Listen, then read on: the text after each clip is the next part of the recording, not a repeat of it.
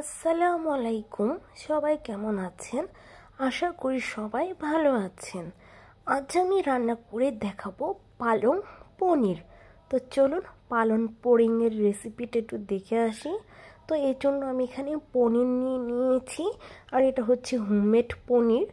তো এখন পনিরটাকে আমি ছোট ছোট কিউব করে কেটে নিয়েছি, একটু বড় বড় সাইজ করেই কেটে নিয়েছি। আর লাগবে হচ্ছে পালং শাক। এখানে হচ্ছে এক আটি পালং শাক আমি ধুয়ে ভালো করে কেটে পানি ঝরিয়ে রেখেছিলাম। এখন হচ্ছে আরেকটা হাঁড়িতে আমি পানি ফুটাতে দিয়ে দিয়েছি। পানিটা যখন ফুটে উঠবে তখন দিয়ে দিলাম হাফ টি স্পুন বেকিং সোডা। বেকিং সোডাটা দিলে কি হবে, পালংয়ের কালারটা খুব সুন্দর আসবে। আর দিয়ে দিলাম হচ্ছে পরিমাণ মতো লবণ।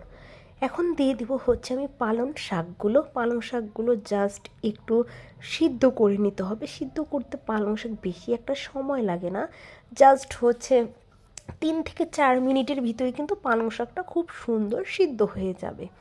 হালকা করে আমি একটু নাড়া দিয়ে দিচ্ছি, তাহলে পালং শাকগুলো গরম পানির ভিতরে সম্পূর্ণ ডুবে থাকবে। আর অবশ্যই কিন্তু বেকিং সোডা দিবেন, না হলে কিন্তু পালংয়ের সবুজ কালারটা যেটা সেটা কিন্তু নষ্ট হয়ে যাবে। তো এর ভিতরে কিন্তু আমার পালং শাকটা সিদ্ধ হয়ে গেছে। আর আমার লাগবে হচ্ছে বরফ ঠান্ডা পানি। আমি ফ্রিজে ঠান্ডা পানির ভিতরে কয়েকটা কিউব বরফ দিয়ে নিয়েছি। এখন এই গরম ফুটন্ত পানির থেকে শাকগুলো তুলে সাথে সাথে হচ্ছে বরফ পানিতে চুবাতে হবে, তাহলে শাকের কালারটা খুব সুন্দর সবুজ থাকবে।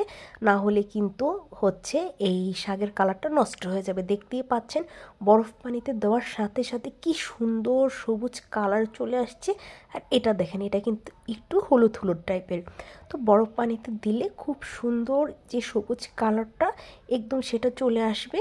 তো আমি বরফগুলো গলা পর্যন্ত জাস্ট ওয়েট করব, বেশিক্ষণ কিন্তু বরফ পানিতে রাখার প্রয়োজন নেই, জাস্ট বরফগুলো গললেই হয়ে যাবে। তো এর ভিতরে আমার বরফগুলো কিন্তু গলে গেছে।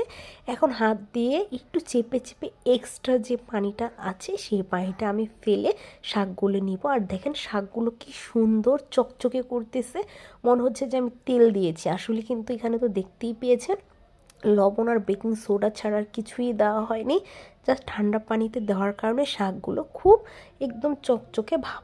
তো আমি হ্যান্ড ব্লেন্ডার দিয়ে ব্লেন্ডার করব, তার জন্য আমি একটা এরকম মগের ভিতরে নিয়ে নিচ্ছি, ব্লেন্ডার করতে সুবিধা হবে। আর এখানে আমি 1 মুঠ ধনিয়া পাতা ধুয়ে এই পালংয়ের ভিতরে দিয়ে দিলাম, তাহলে খুব সুন্দর পালংয়ের থেকে ধনিয়া পাতার গ্রানটাও চলে আসবে। তো আপনারা কিন্তু চাইলে ব্লেন্ডার মেশিনও ব্লেন্ডার করে নিতে পারেন, পাটায় বেটে নিতে পারেন। তো আমার কাছে যেহেতু হ্যান্ড ব্লেন্ডার আছে, তো আমি হ্যান্ড ব্লেন্ডার দিয়ে খুব সুন্দর করে ব্লেন্ডার করে নিচ্ছি। এক্সট্রা পানি দেওয়ার কোনো প্রয়োজন নাই। আর সাথে 1 পিস লেবুর রস দিয়ে দেবেন, তাহলে ব্লেন্ডার করার সময়ও কিন্তু শাকের কালারটা নষ্ট হবে না, আর টেস্টটাও খুবই ভালো আসবে। তো আপনারা চেষ্টা করবেন অবশ্যই যে 1 পিস লেবু এখানে দেওয়ার জন্য। তো লেবুটা দেওয়ার পর এখন আমি আবারও খুব ভালো করে ব্লেন্ডার করে নিচ্ছি, একদম মিহি করে আমি ব্লেন্ডার করে নিব। তো এই দেখেন, দেখতেই পাচ্ছেন অল্প একটু সময়ের ভিতরে কিন্তু খুব সুন্দর, যেহেতু শাক খুব নরম, তার ভিতরে সিদ্ধ করা সাথে সাথে কিন্তু ব্লেন্ডার হয়ে গেছে। এখন আমি রান্না করতে চলে যাব, এই জন্য আমি 1 চামচ ঘি দিয়ে দিলাম। আর সাথে দিচ্ছি হচ্ছে প্রায় 4 টেবিল চামচ সয়াবিন তেল। ঘি দিলে কিন্তু এই পালং পনিরের গ্রানটা খুবই সুন্দর আসে। তো আমি একটু ঘিটার তেলটাকে একটু গরম করে নিয়ে এখন আমি দিয়ে দিব রসুন কুচি। আমি এখানে প্রায় 4টা বড় সাইজের রসুনের কোয়া আমি কুচি করে কেটে নিয়েছি। এখন হালকা করে একটু রসুনটাকে আগে ভেজে নিব, তাহলে রসুনের একটা কাঁচা গন্ধ, সেই গন্ধটা চলে যাবে। জাস্ট হালকা একটু ভেজে নেওয়ার পরে এখানে আমি পেঁয়াজ কুচি দিয়ে দিব। রসুনটা হালকা ভাজা হয়ে গেছে, এখন আমি এখানে একটা বড় সাইজের পেঁয়াজ কুচি দিয়ে দিলাম। এখন রসুন আর পেঁয়াজটা খুব সুন্দর করে ভেজে নেব। একদম কিন্তু ব্রেস্টার টাইপের যে লাল সেটা কিন্তু করে ফেলা যাবে না, জাস্ট পেঁয়াজটা হচ্ছে একটু সফট হয়ে ভেজে নিলেই হয়ে যাবে। নাহলে আবার কিন্তু পেঁয়াজ ব্রেস্তার কারণেও কিন্তু শাকের কালারটা নষ্ট হয়ে যেতে পারে, সেই দিকেও খেয়াল রাখতে হবে। তো পেঁয়াজটা কিন্তু আমি এবার নাড়াচাড়া করেই কিন্তু খুব সুন্দর করে ভেজে নিয়েছি। এখন অল্প একটু পানি দিয়ে দিলাম, না হলে আবার পেঁয়াজটা বেশি লাল হয়ে যাবে। এখন দিয়ে দেব আদা বাটা।